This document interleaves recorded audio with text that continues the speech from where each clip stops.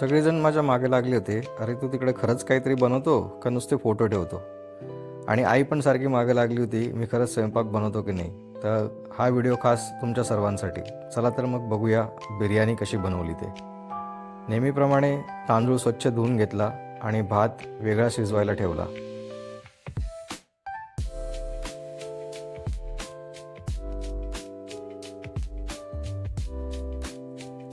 मंद आचेवर भात शिजवायला ठेवून दिला आणि नंतर सगळ्या भाज्या चिरायला घेतल्या. शिमला मिरची, टमाटा, कांदा, बटाटा, गाजर, लाल शिमला मिरची होती. हो, शिमला मिरची. माहीत नाही बिर्याणीमध्ये शिमला मिरची टाकतात की नाही, पण माझ्याकडे भाज्या उरलेल्या होत्या, मग म्हटलं आता शिमला मिरची पण टाकून द्यावी. सगळ्या भाज्या मस्तपैकी छान बारीक चिरून घेतल्या.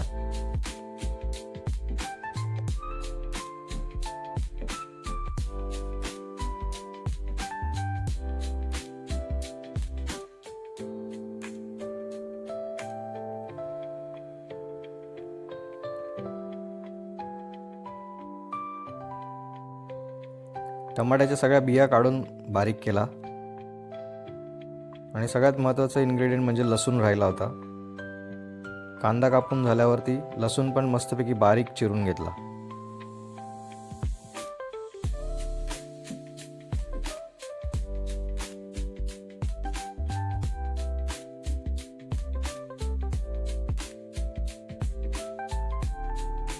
एका पॉटमध्ये सर्व मसाले मिक्स करायला घेतले. सुहाना बिर्याणी मसाला, त्याच्यानंतर शाही बिर्याणी मसाला,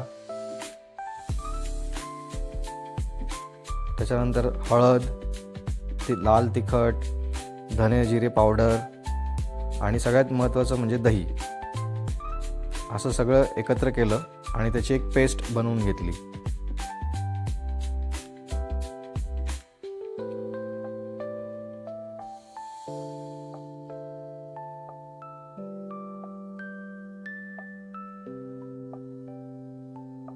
हे दही आहे. दही एकदम छान दिसत होतं. चमचाभर दही तोंडात पण टाकलं.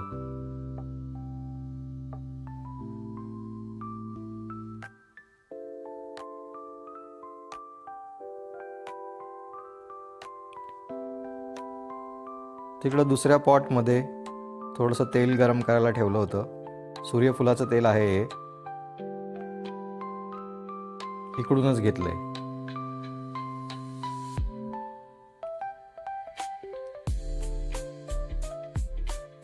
हे पनीर आहे, याला इकडे ग्रेटेड तोफू असं म्हणतात.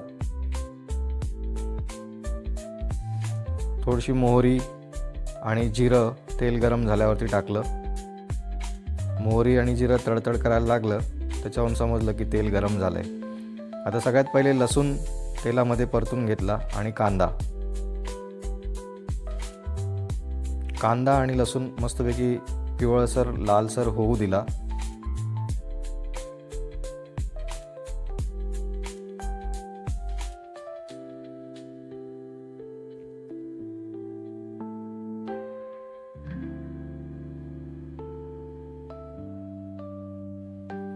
नंतर गाजर, बटाटे, शिमला मिरची अशा सगळ्या भाज्या टाकून दिल्या त्याच्यामध्ये. सगळ्या भाज्या एकत्र करून घेतल्या त्या पॉटमध्ये आणि मिक्स करून घेतल्या. छानशा मिक्स केल्या. लसूण आणि कांद्याची फोडणीचा सुगंध खूप छान येत होता. आणि आता सगळ्यात महत्त्वाचं इन्ग्रेडियंट म्हणजे हे मसाल्यांची जी पेस्ट बनवली होती, ते मसाले पण त्याच्यामध्ये टाकून घेतले आणि छान परतवून घेतलं. म्हणजे मसाले एक प्रकारे भाजले जातील अशा पद्धतीने ते थोडंसं परतवून घेतलं.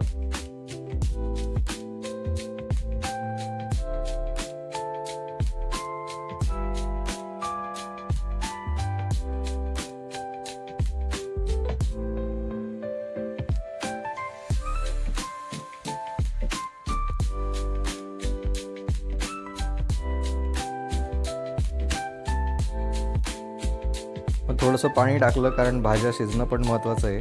म्हणजे मसाल्याचं भांडं होतं तेच थोडंसं विसळून घेतलं आणि त्यातलं पाणी या पॉटमध्ये टाकून दिलं.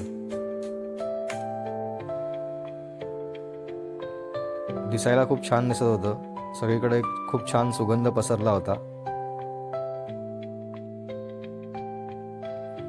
झाकण ठेवून थोड्या वेळ भाजी शिजू दिली.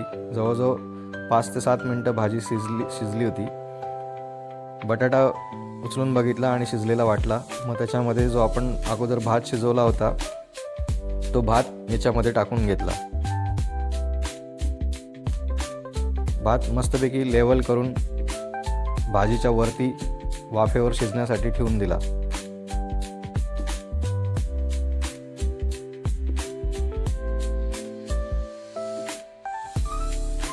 त्याच्यावरती मस्तपैकी वरतून कोथिंबीर टाकली आणि पुन्हा झाकण ठेवून वाफेवरती शिजण्यासाठी ठेवून दिला. भात आणि भाज्या ऑलरेडी शिजलेल्या होत्या, पण आता गॅस बारीक करून फक्त वाफेवर शिजतील अशा पद्धतीने गॅस चालू ठेवला. मस्तपैकी पापड भाजून घेतला आणि बिर्याणी, लोणचं, पापड एकदम मस्तपैकी बेत जमला. बिर्याणी कशी झाली होती विचारू नका. मी फक्त एवढंच म्हणाल की आपल्या घरचे जेव्हा आपल्यासाठी स्वयंपाक करतात तेव्हा त्याला कधी नावं ठेवू नका, कारण त्यामध्ये खूप मेहनत आणि प्रेम असतं. या संपूर्ण मेन्यूमध्ये एक महत्त्वाचा घटक टाकायचा विसरलो आहे. तो कोणता? तुम्हाला जर लक्षात आला असेल तर मला कमेंटमध्ये नक्की कळवा. भेटूया पुढच्या व्हिडिओमध्ये.